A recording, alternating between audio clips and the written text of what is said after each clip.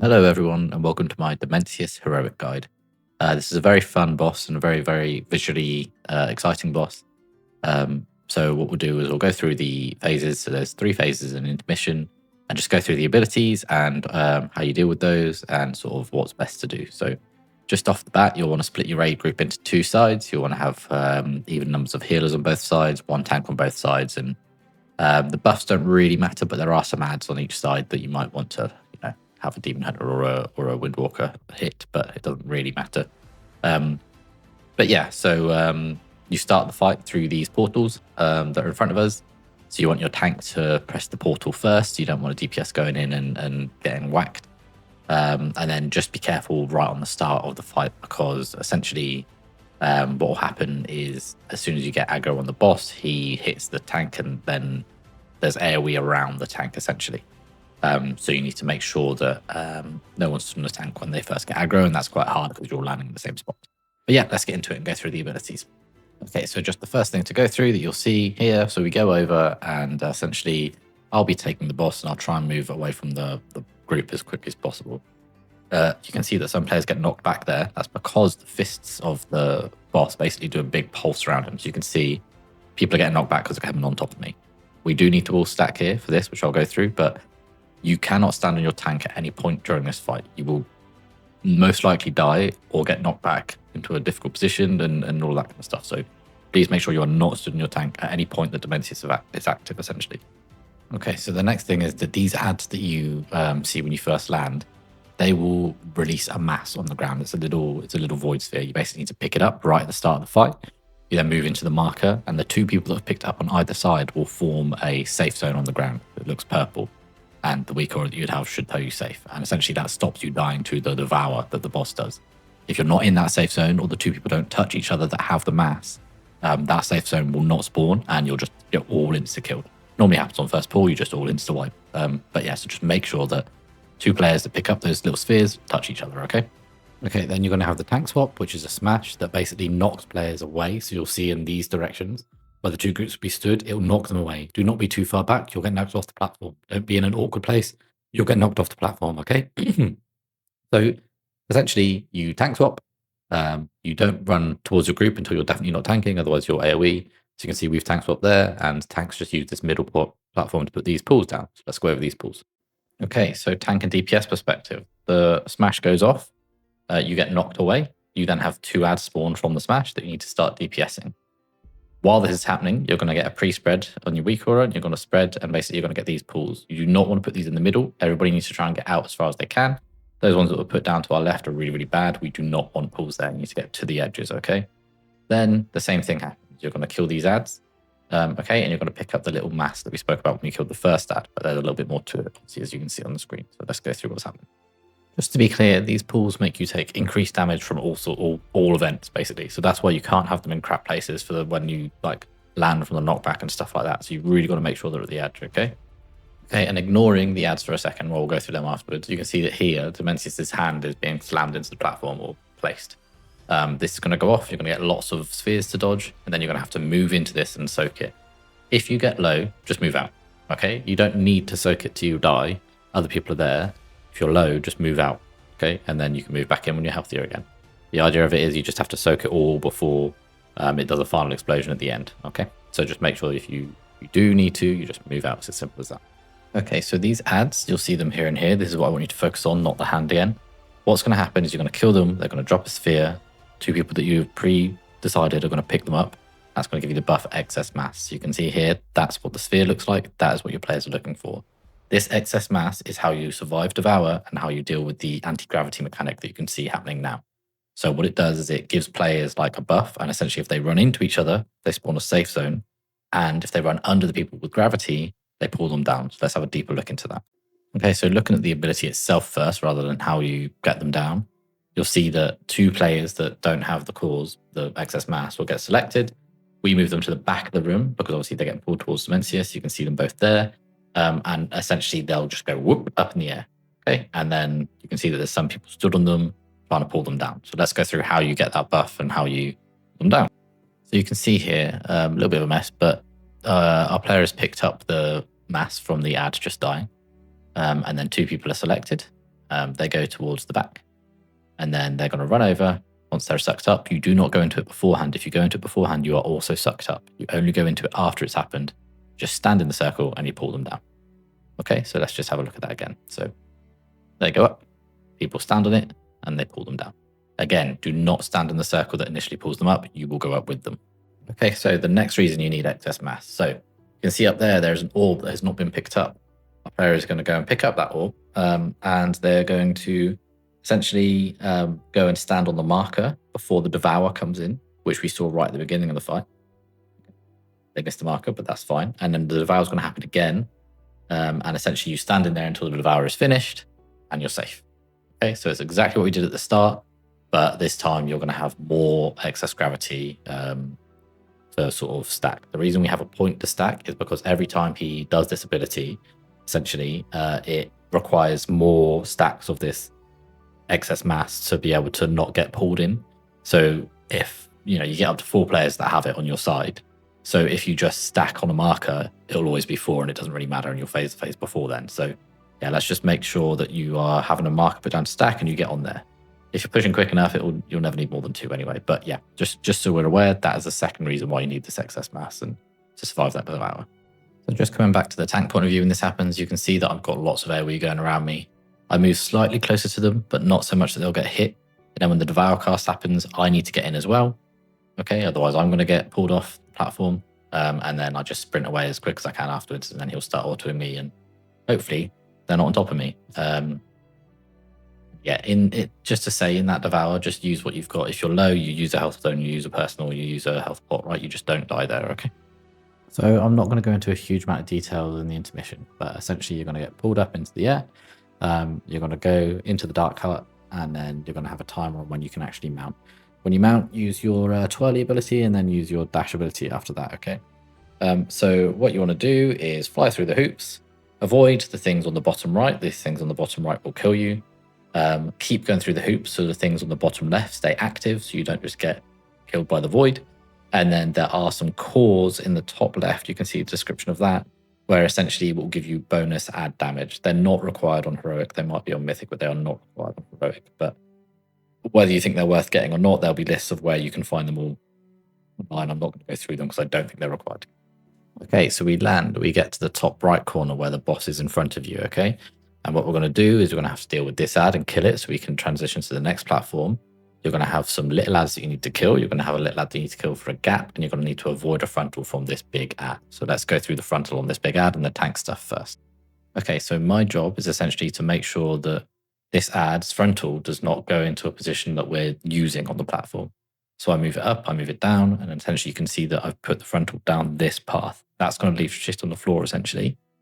So I get out of the way.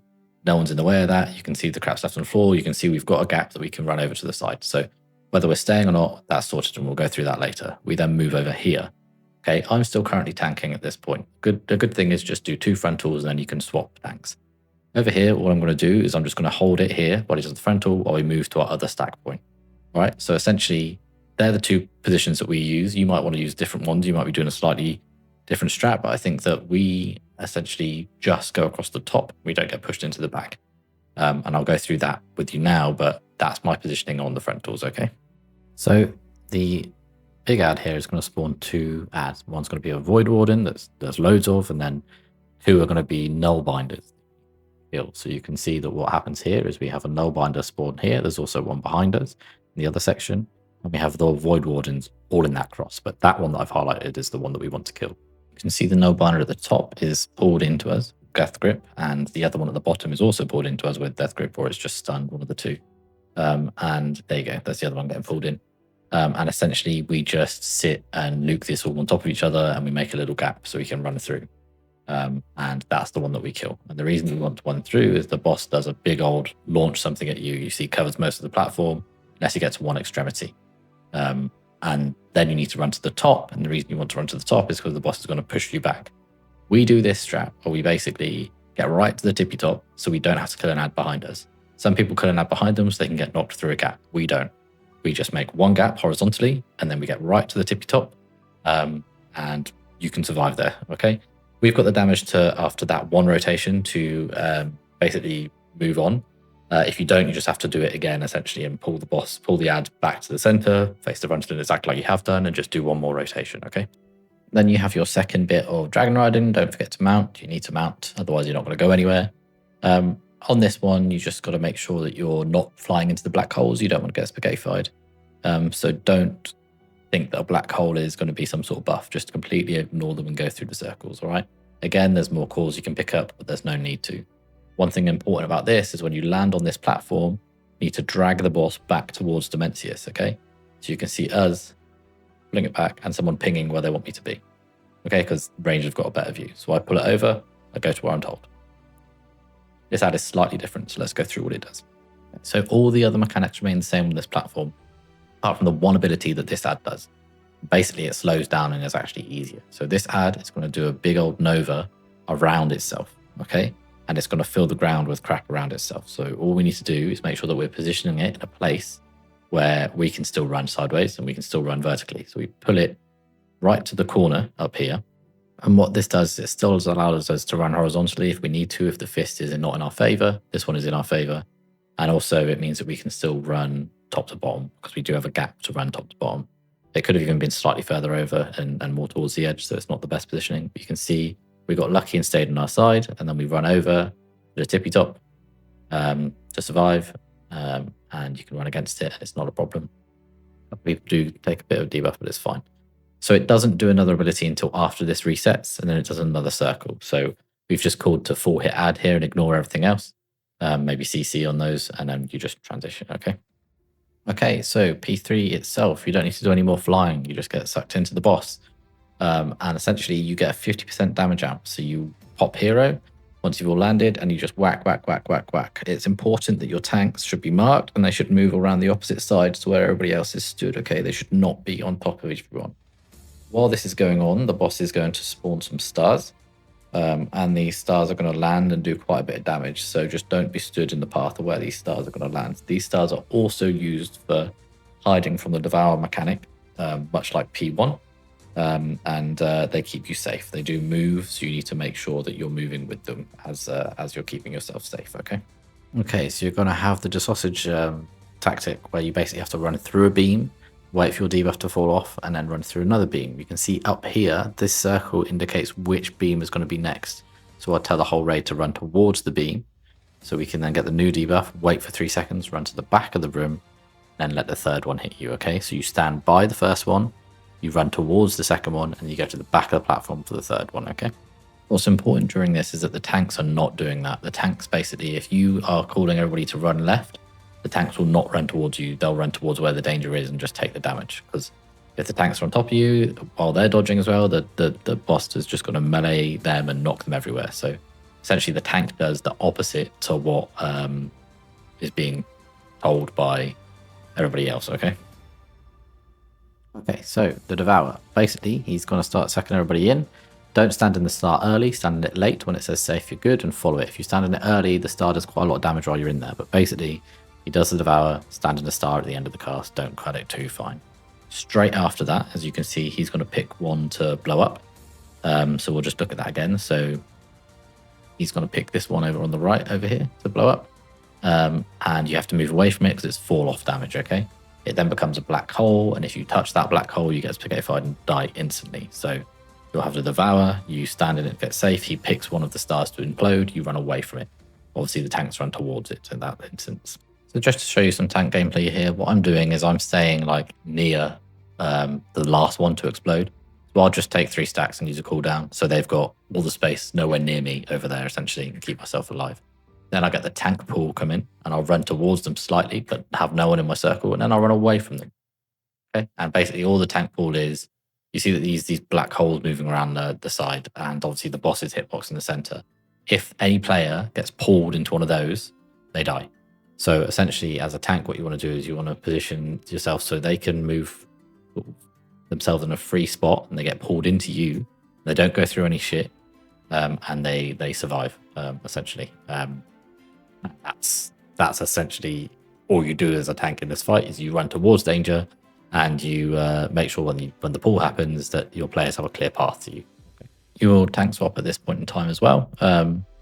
So just make sure when the other tank taunts off, they're in a good position, not near anyone. Otherwise, keep it on that tank for just a couple of hits until people move away, get yourself in a good position, and then taunt. Okay. So just as P3 goes on, there's a couple of other things to think about. This Cosmic Radiation in the bottom right will stack up every time he does a Devour. And every time he does a Devour, the boss will pull the Void in closer around the outside of the room as well. So you'll have less and less space to deal with. Yeah, so you'll get a bit chaotic the longer you go. Also, there'll be more and more black holes, so the tank pull-in will be more dangerous, all sorts basically. So the quick kill, the better. Yeah, so the TLDR on this is basically just the damage will be there. Just make sure you're doing mechanics first. Make sure you're not walking on top of other people and griefing them, or putting pulls in bad spots in P1, or you know, not picking up the matter buff in P1. Those things are really going to make you take longer on the fight if people aren't aware of what they're doing and why they're doing it. Also in P2, you know, making sure that the null binders have someone that you are confident in with gripping, and then maybe the second set just get a hunter or a monk or something to banish them and ignore them, and just try and push the little lad so you can go into the second phase. The third phase is just all about making sure that your tanks and your players do not cross lines. You can stumble through it, it's not a problem, but your deaths will come from tanks being stood on players. So just make sure that that's cleaned up a bit, okay? As always, a huge thank you to those who help. I really, really appreciate it. And a big thank you to those who watch. I obviously really appreciate that too. I'll see you in the mythical ones, and I hope you're enjoying Manaforge Amiga. Bye-bye.